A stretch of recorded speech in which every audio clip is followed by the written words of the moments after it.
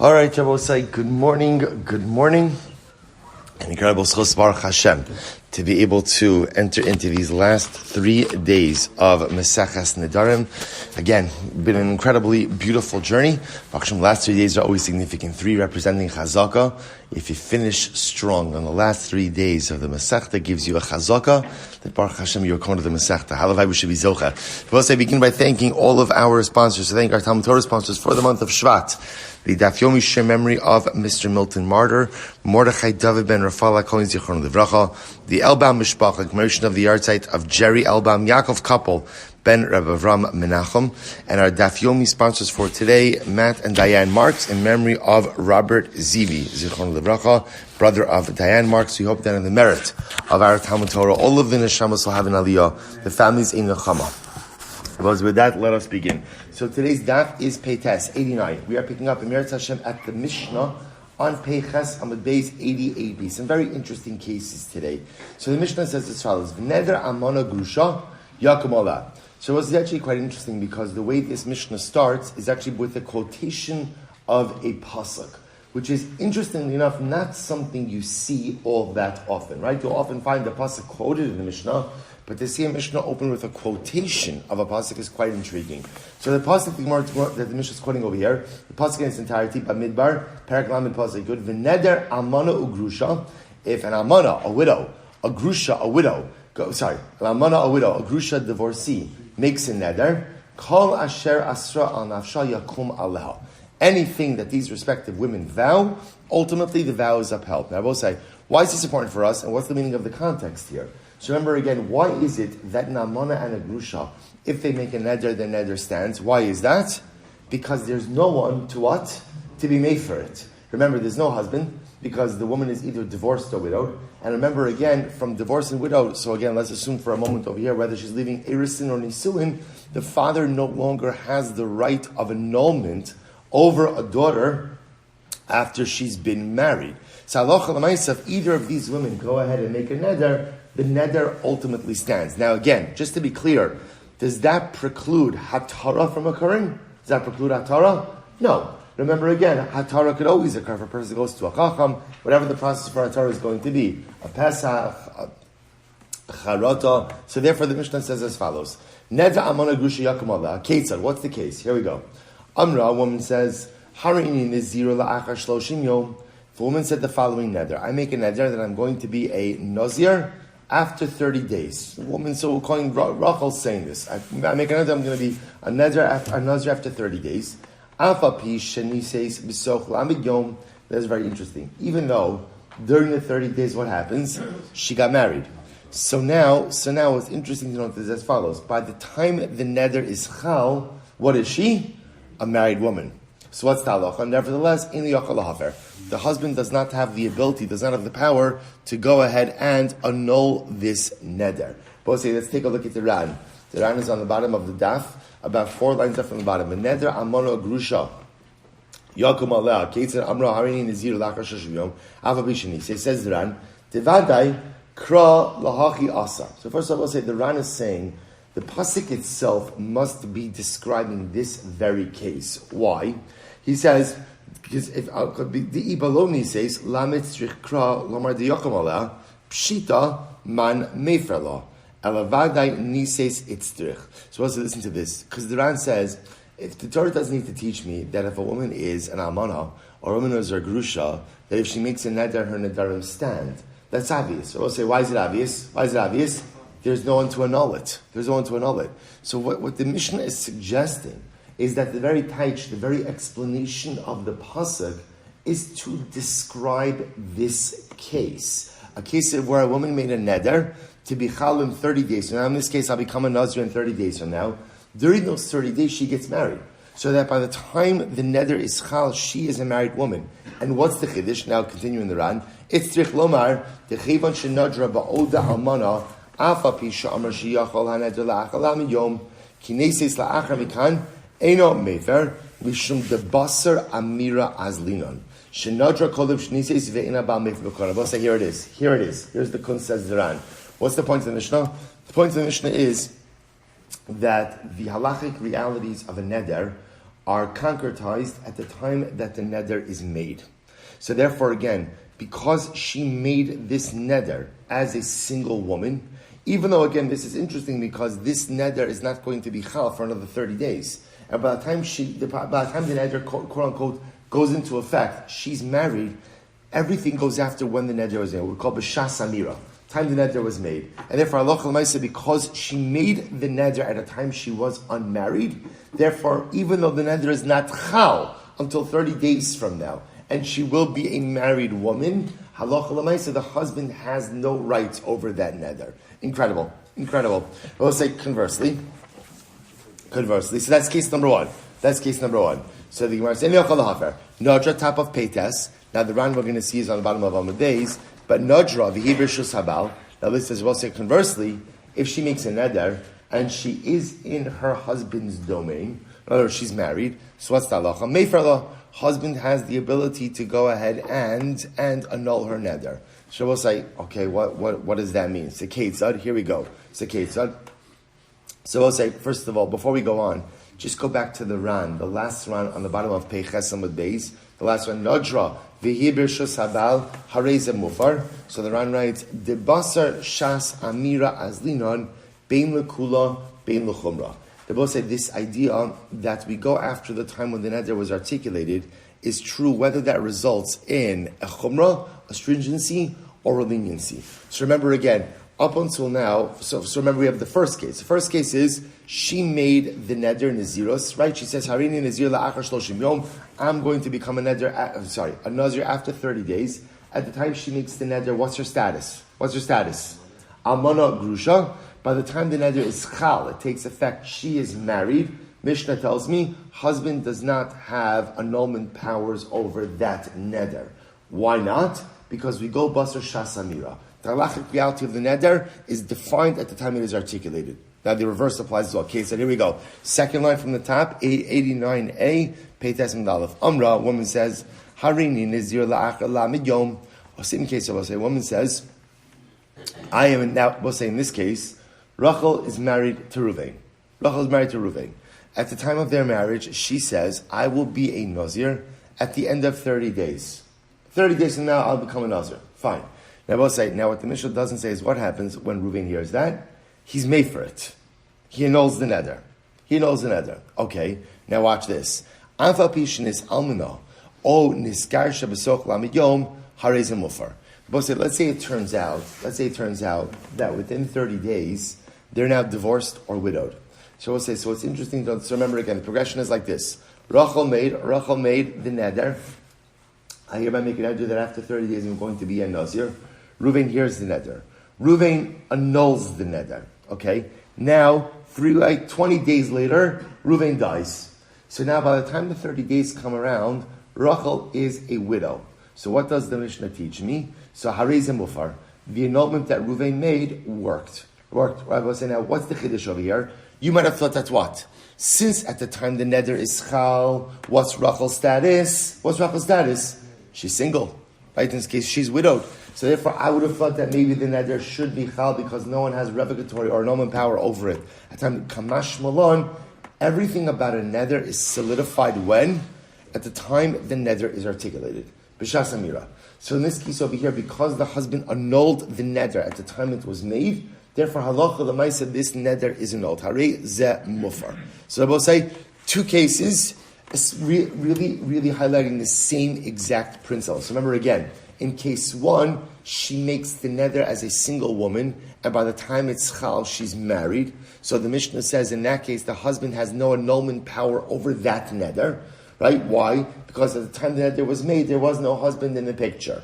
Case two, she's a married woman when she makes the neder. Husband annulled the neder, but husband is dead by the time the neder is actually chal.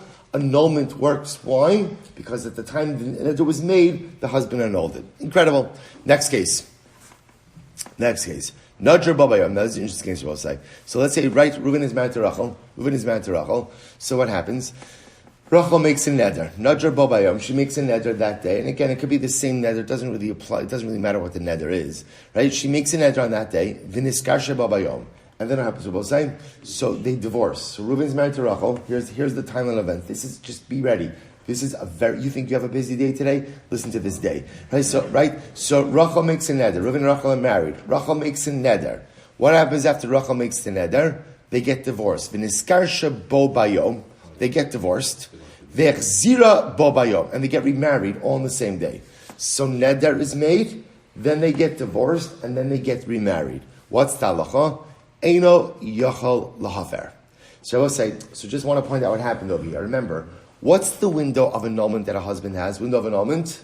Biyom Shama, one day. What kind of day? Calendar day. So in this case over here, let's say it's a Sunday morning, Rachel makes a neder, Reuven hears it, doesn't do anything. Right? They get divorced. Sunday. They get remarried.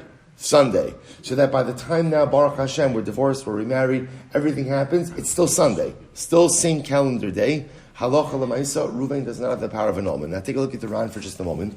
The Ran says, Imi yochal lahafer, second line down from the top on the left-hand side of the page. Imi yochal lahafer, she'ein habal mefer b'koldmin. This is incredible. So we've seen this concept. A husband has complete annulment over Nedarim made during the marriage, for the duration of the marriage. Again, assuming they're Dvarim Shemin Lebinar, eating Nefesh, what doesn't have the ability to do?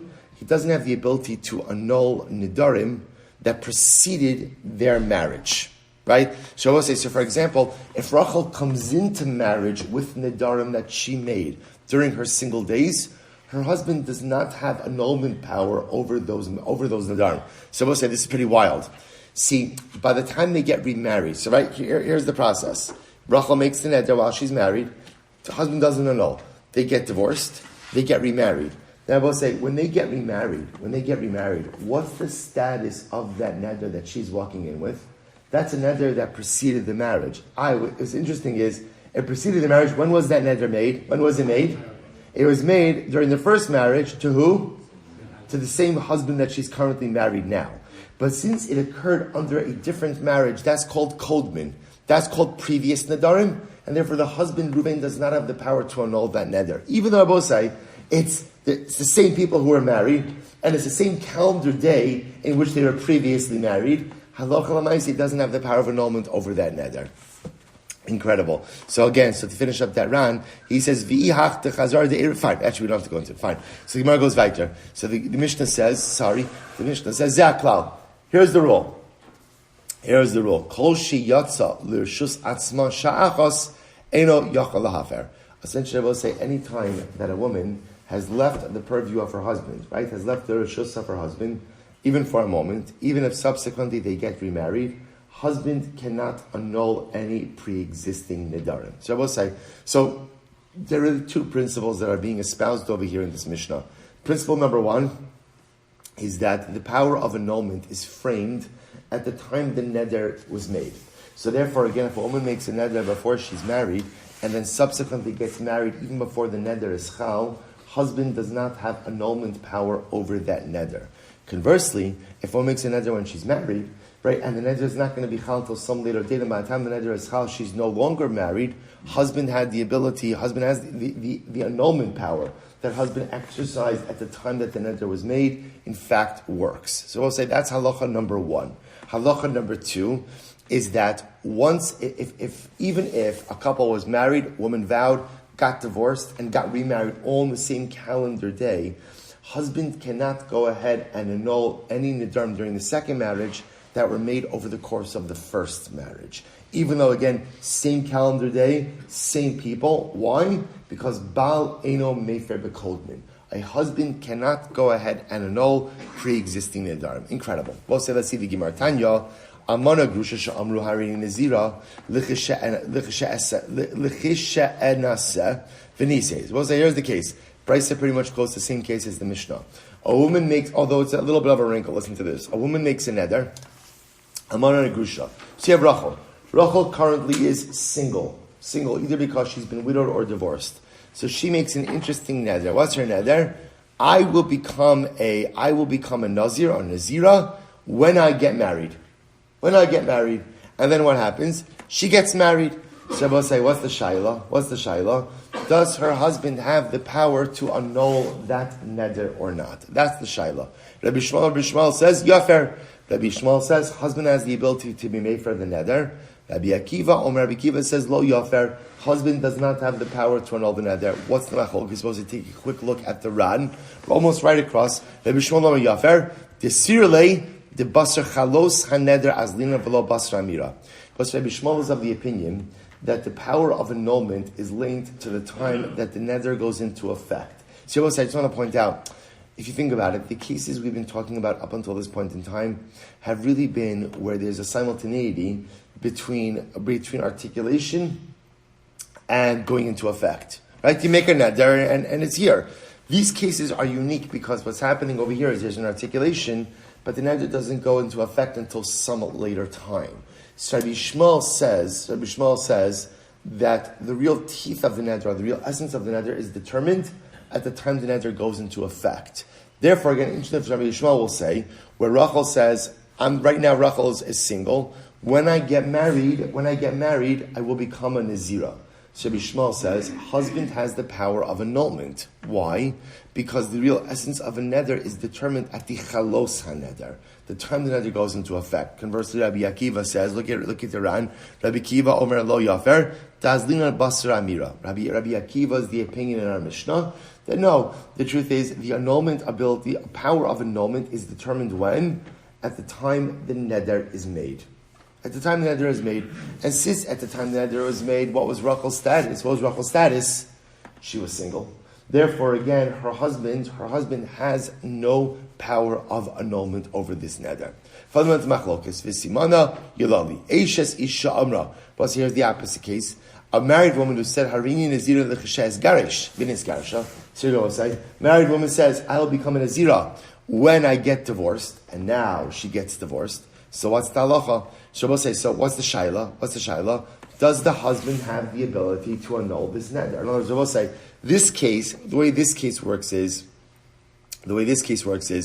Rachel was married to Reuven. She made a neder that when I get divorced, I'm going to go ahead and become a nazira. Reuven heard it, and he annulled it. Right, so the shaila is, does such an annulment work or not? So same machlokes. Rabbi Shmuel amar lo yafer.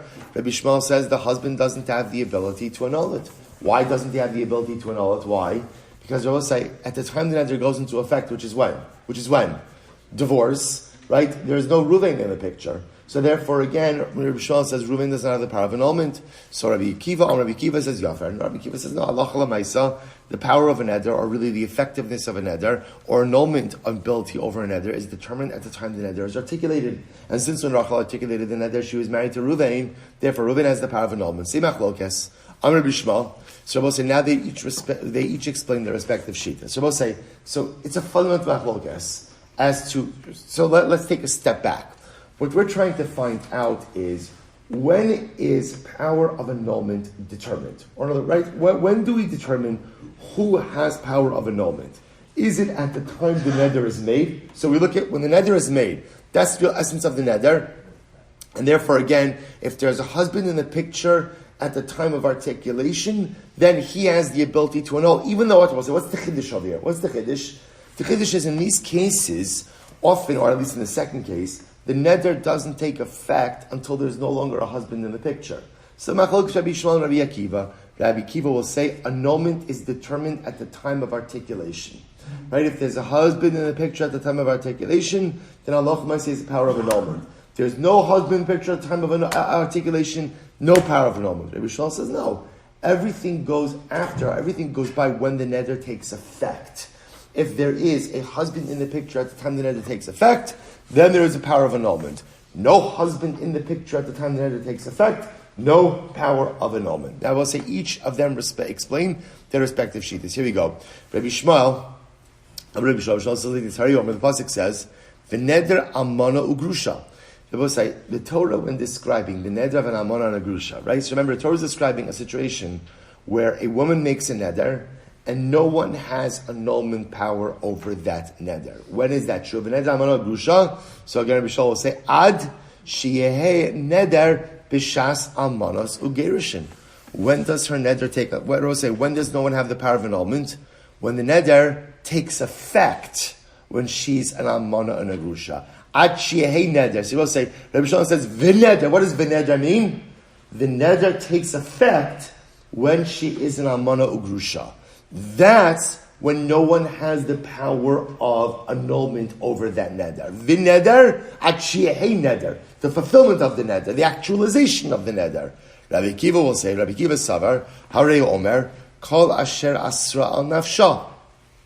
Rabbi Akiva says, no. What does it say? Asher Asra Al Nafsha. When she prohibits something to herself, Ad Shye Isuri Neder B'Shas Al Manos Gerishin. Rabbi Akiva will say, when you create an Isser, when do you create the Isser Neder? When do you create it? At the time of articulation.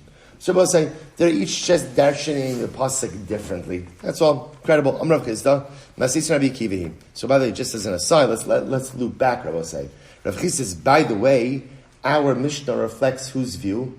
Our Mishnah reflects the view of Rabbi Akiva, that everything is determined when?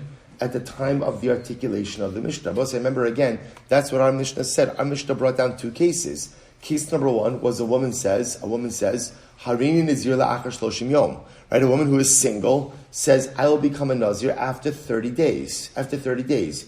During the 30 days, she gets married. What did the Mishnah say? What's the husband's power of annulment over the neder? What's his power of annulment? He has none.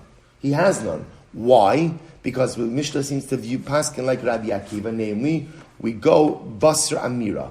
We follow the time of the articulation of the neder. And since the neder was articulated at a time that there was no husband in the picture, therefore Allah the husband has no power. The second case, same thing. The second case was just the reverse, right? She's married. Rachel's married. She says, "I'll be a nazir after 30 days." Then what happens? 25 days later, Ruvain dies. So by the time the neder, but again, Ruvain did annul the neder when he heard it. So again, the Mishnah says the annulment works. So our Mishnah reflects the view of Rabbi Akiva that everything is determined at the time the neder is made. B'shas Amira.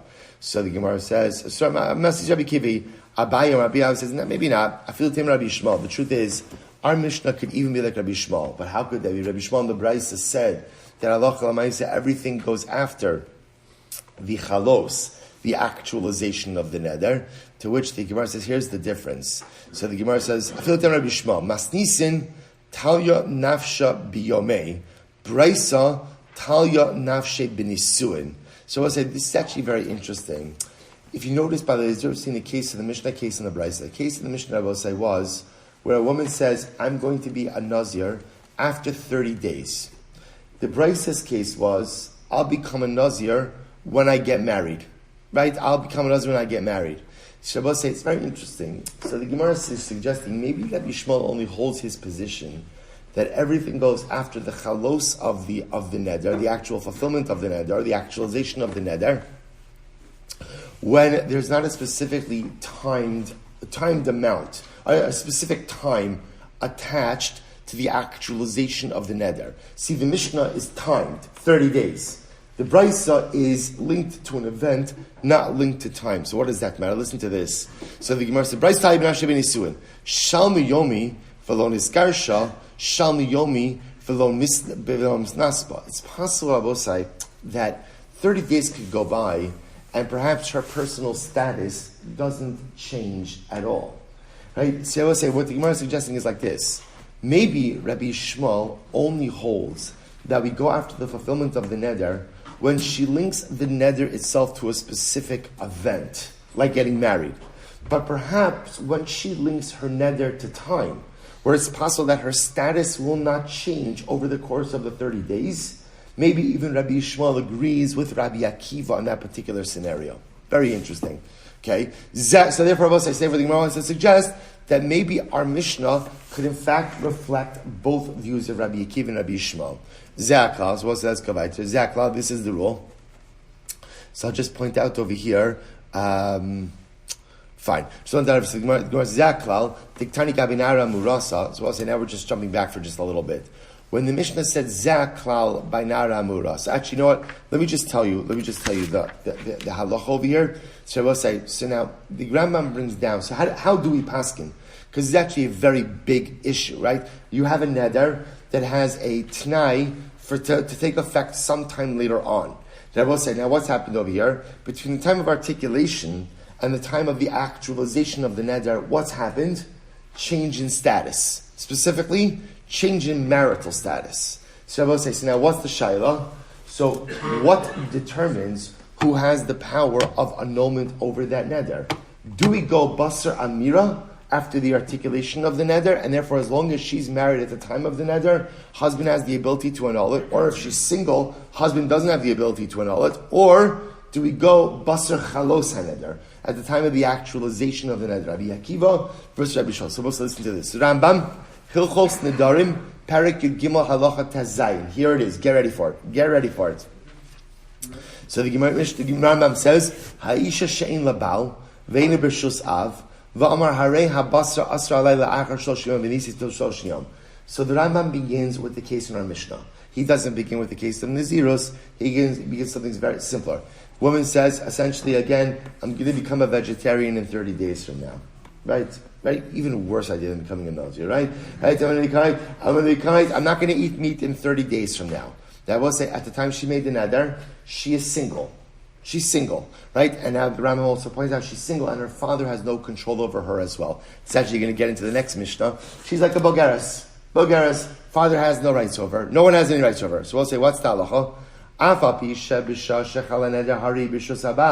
We'll say, now over the course of the 30 days, she gets married.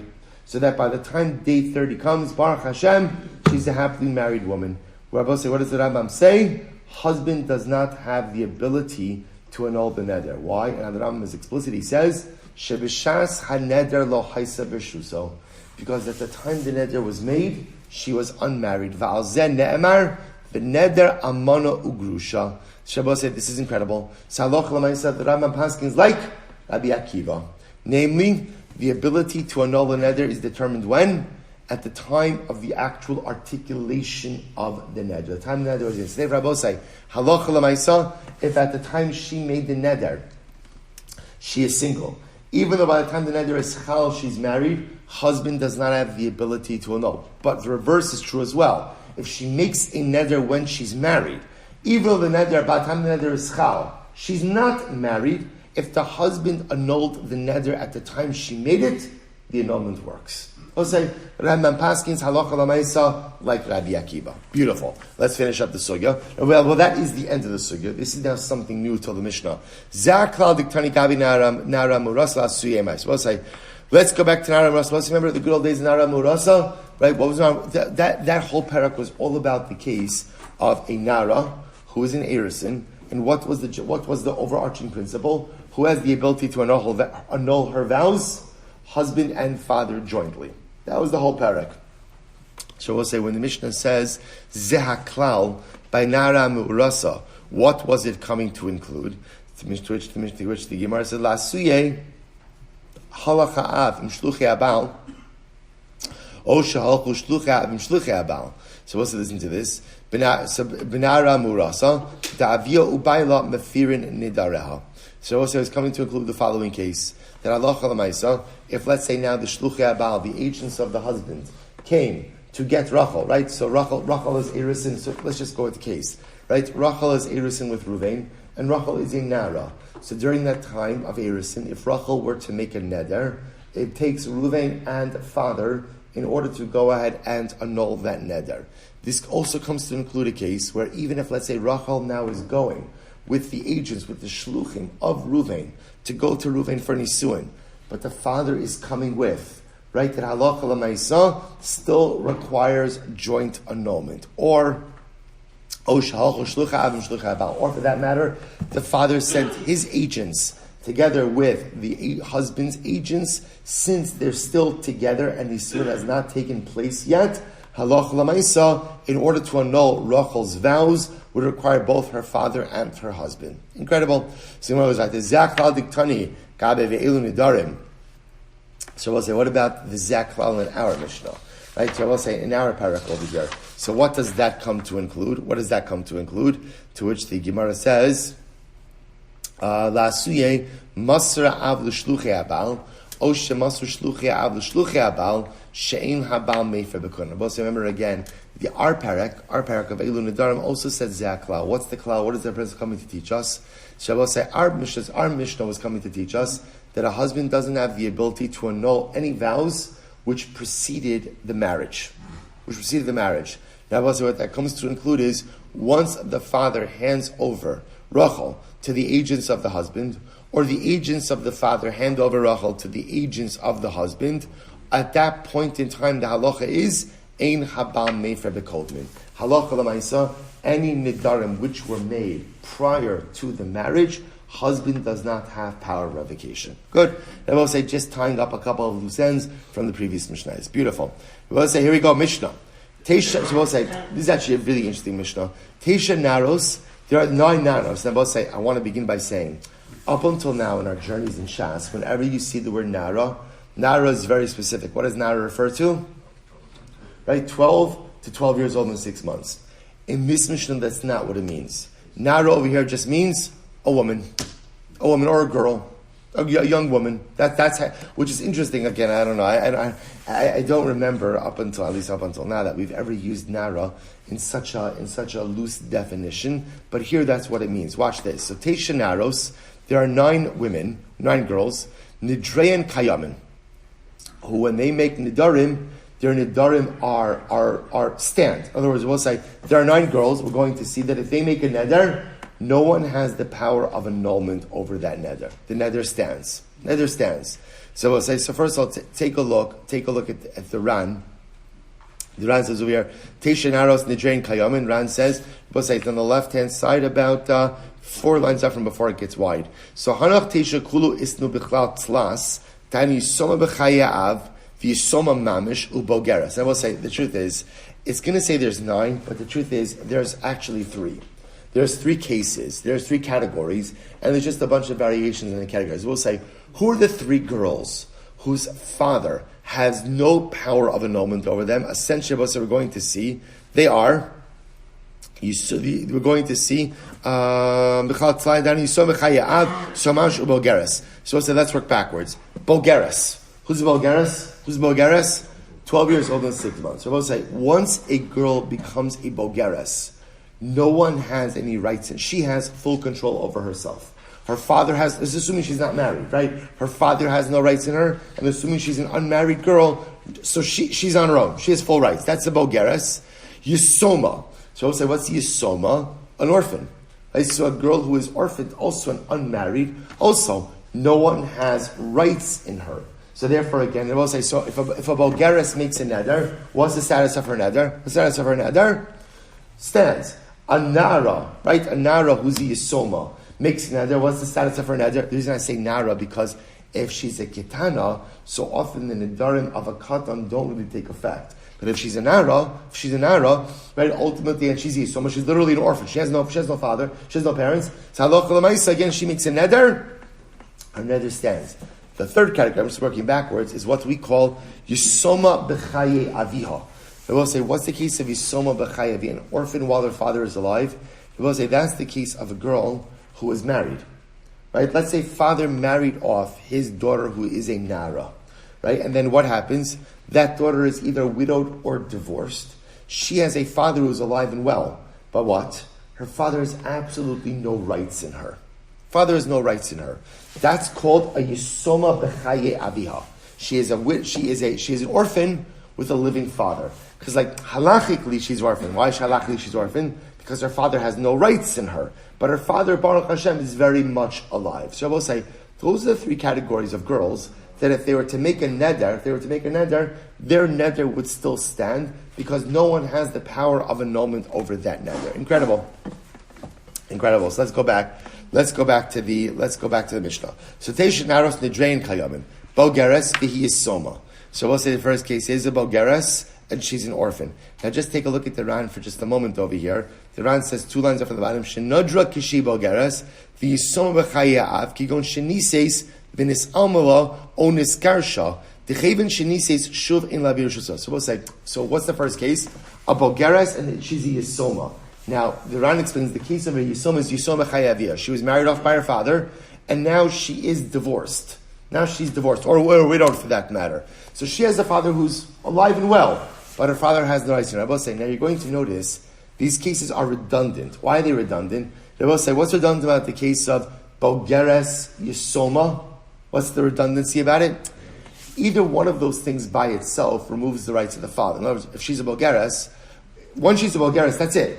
That's it. No one has any rights in her anymore. Similarly, again, if she's a Yisoma B'chaye Aviha, once she is a Na'ara and above, and either widowed or divorced, father also has no rights in her. So it's a shtickle redundancy. So Bogeres and Yisoma. Okay, next, Na'ara Ubagra V'hi Yisoma. Shabbos said this is a case of a girl. Case of a girl, look at the round again. Nara ubagra v'hi yisoma shenadra kishinara. She made a neder when she was a nara. Ubagra la'achar became. Then she became a bogeres. V'hi yisoma v'chayi aviyah. And about say she was also married and then widowed, right, or divorced. So there's another example of a girl who again made a neder as a nara. Then ultimately again she becomes a bogeres, and somewhere in this process she is widowed or divorced. Once again, father has no power of annulment over this neder. Amud Beis. Nara shelo bagra v'hi yisoma. So we'll say, so this again is a nara who made a neder. She's not yet a bogeres, but once again she is a yisoma b'chaye aviha. So we'll say this would be a case of a nara who was widowed or divorced, made a neder. What's the status of that neder? It stands. Why? There's no husband because she's either widowed or divorced, and her father no longer has any rights over her once ultimately again once she's been widowed or divorced. Incredible. Bogeres umesavia. So again we'll say, you have a bogeres, a girl who's a bogeres, and her father died. So we'll say, so remember again, once again, a redundancy. Why? Because once she's a bogeres, her father has no rights in her anyway. The fact that now her father died is not really relevant. The Ran says, bogeres umesavia, second line from the top on the right-hand column, shebeshashin adra haisa bogeres. Umesavia, tahainu yisoma mamish. Okay? All examples of girls when they make an neder, no one has the power of annulment. Nara shelo bagra umesavia. We'll say, what's the next case? A nara who is not yet become a bogeres, and her father died. So we'll say, now in this case over here, she's a nara, right, which means she's not a bogeres. Her father died. Now that her father is actually dead, no one has the power of annulment over her nedarim. Okay, next category. Nara, shemeis avia. So we'll say, listen to this. Shemeis avia bagra. Okay, so this is now a nara whose father died, and when her father died, she became a bogeres. Okay, once again, no one has any power of annulment. Next, bogeres v'avia kayam. A girl is a bogeres, and her father is alive and well. Right, so again, because why? Once she's a bogeres, no one has any power of annulment. Nara bogeres v'avia kayam. We'll say similarly again, you have a nara who becomes a bogeres, but her father is still alive. So in this case, right, she's a nara, she became a bogeres, and as a bogeres, no one has any power over her, even if her father is still alive. Good. So we'll say, Yehuda says, Af hamasi bito haktana, v'nis almana o niskarsha v'chazra etzlo. So Yehuda says something very interesting. Even if a man marries off his daughter, and she's a ketana, but she was a ketana at the time that he married her off, and then what happens? We'll say, she is widowed, or she is divorced, and now she returns back to live with him. Adayin. Now again, the Hagos is going to say va'adayin hinara. Now we're saying she's a nara at the time she comes back. So we'll say this is what's called the case of what? Nar or yisoma bechaye aviha. Remember again, she's an orphan at the time that her father with a living father, because since she has been widowed or divorced and she is now a nara, her father has no power over her. So we'll say actually like a pretty straightforward Mishnah. Why the Mishnah has to be redundant with some of these cases, and ultimately, again, keep on espousing in different ways, we'll see. But the principle espouses pretty much saying these are all just cases of girls, either single or either widowed or divorced, where halacha l'maisa, there is no father in the picture to go ahead. Either there's actually no father because the father has died, or because these girls are like a yisod b'chayav, the orphans with living fathers, or the simplest of cases where the girl becomes a bogeres. And once she's a bogeres, whether she has a living father, doesn't have a living father, the father has no rights. Good. Says the Gemara. Rabbi Yehuda Amarav. Zu div Rabbi Yehuda. These are the Rabbi Yehuda. Avacham Nacham say shalosh naros nidrein kayamin. They will say all of this is Rabbi Yehuda. But the Chachamim say there are three girls whose Nedarim are in effect. Who are the three girls? Bogeres, Yisoma, Yisoma Chayav. So both is actually quite interesting. The Chachamim are not arguing on Rabbi Yehuda. What are they doing? they're consolidating the cases. They're saying you don't need 9 cases, I will say. What are there? This is what we saw in the round at the beginning. What are there? There's 3 cases. There's 3 cases. What are the 3 cases? What are 3 categories? Bogeres. Once a girl reaches Bagrus, her father doesn't have the power to annul her vows. Second case, Yisoma, a girl Nara and above, really even right, Nara and above, who is an actual orphan. Her father died. There's no father in the picture for annulment. And category number 3, Yisoma b'chaye ha'av. They will say, what's the case of Yisoma b'chaye ha'av? This ultimately, again, is the situation. Yisoma b'chaye ha'av is going to be the case of a girl who was married or widowed, and ultimately, even if she has a living father, father has absolutely no rights over her. I will say, that's it. So the Rabbanan just condensed it into 3 cases. Incredible. Mishnah. Konam sheni nena la'ab la'avicha. It's a very interesting case. Very interesting case. Here you go. So a woman says, right, Rachel says to her husband, Konam sheni nena la'ab la'avicha im ani osa al picha. So they both say, so there's 2 different ways to interpret this. It doesn't really matter, but either it's talking about a woman who makes a neder. What's her neder? Her neder is, I take a neder that I will not either give or get any benefit to your father and to my father. Okay, let's just go. Rashi explains it over here. She'eni no sein lahem. So right, Rachel makes a neder. Let's go with the simple shot. Rachel makes a neder. I will not get any benefit from my father or from your father. Im osa an yapicha. If ultimately I do anything for you. Supposed to hear this neder? So Rachel's making a neder to her husband Ruvain, I make a neder not to get any benefit from my father or from your father if I do anything for you, Ruvain. That's the neder. So if Rachel does something for her husband Ruvain, she triggers the neder prohibiting herself from getting any benefit from her father or her father-in-law. Okay. Sheninen islecha. Similarly, again, this is a reverse neder. Rachel makes a neder. I make a neder that I will not get any benefit from you, Ruvain, if I go ahead and get any benefit or do any benefit for my father or my father-in-law. In all of these cases, hareze yafer. Ruvain has the ability to annul these nedarim. I will say. Now, what's the chap over here? What's the chap? See, if you look at these nedarim, so what's happening over here is as follows, right? Let's take case number 1. Rachel takes a neder.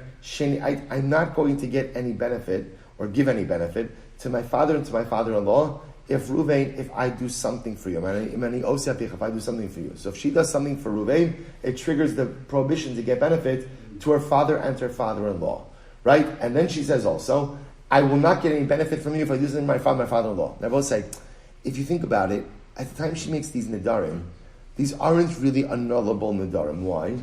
Because they're not inui nefesh, and what? They're not dvarim shebeino lebeina. In other words, they have what to do with the father and the father-in-law. That's really what triggers these nedarim. Well, that's really the impact of these nedarim. So the havamina is, I would have thought, therefore, a husband has no power to annul these nedarim, but yet the Mishnah says, hareze yafer. He does have the ability. Now, why does he have the ability? Because if you look in the Ran, I'm actually going to draw your attention in the middle of the Ran. It's 5 lines up from before it gets wide. The widest, I should say. We'll say, see it in the middle. The first one on the line is Avicha. So we'll say, now listen to this. So the Ran says, "Debahat tina dida lespalo inui nefesh v'lo mishum dvar shebein lebeina." Now we'll say, these nedarim, there's no inui nefesh, right? There's nothing afflictive, and the truth is, at least at first glance, there's nothing in the nedarim that impacts their relationship. So I would have thought, therefore, husband shouldn't have the power of annulment. So husband should come teaching. Kamash malon kevan detalsa tana b'davar sheyasuya la'avor alav she'efshar li'isha shetamid asma shalote asa la'aviv u'la'aviyah. So let's listen to this. But this is a type of neder where it's almost going to be impossible not to trigger it. Right? So let's play this out. What's the first neder? The first neder is, she says, I will not give any benefit or get any benefit from my father or from your father if I do something for you. So in other words, Rachel is going to do something for her husband, and now she's going to be prohibited to give or to get benefit from her father and her father-in-law. That's impossible. That puts her in an impossible situation because These are people we're assuming, or presupposing, with whom she regularly interacts. Right? Case number two, she says, I won't get any benefit from you if I do something for my father and my father-in-law. Right? We'll say, so the Ran says over here, because a father and a father-in-law, these represent relations, relatives, with whom she normally interacts. There's no way almost not to trigger this neder. So because there's no way to not trigger this neder, therefore, hareze yachal lahafer, the kasavar tanah demaznisin dechiyah gavna bal mefer, afal pi shlochal neder. Even though right now nothing's happened yet, right? She's making a neder that's dependent on some type of situation. And maybe the situation will never come to pass. But since it's probable that it's going to come to pass, the husband could go ahead and be mefered. Now, we're going to see that what ultimately happens is, halacha l'maisa, once this neder is triggered, it's quite possible that it could lead to dvarim shebeino lebeina. So essentially, we allow him to proactively annul the neder because it's almost virtually impossible that she's not going to trigger it. Incredible. Shabbos say, we'll stop over for today. I'll pick up with the Gemara. Want to get in a few minutes on Mesilas Yesharim. We'll say shkoyach. Incredible. Last 3 days. All right, Shabbos, let's take a quick look. Ramchal.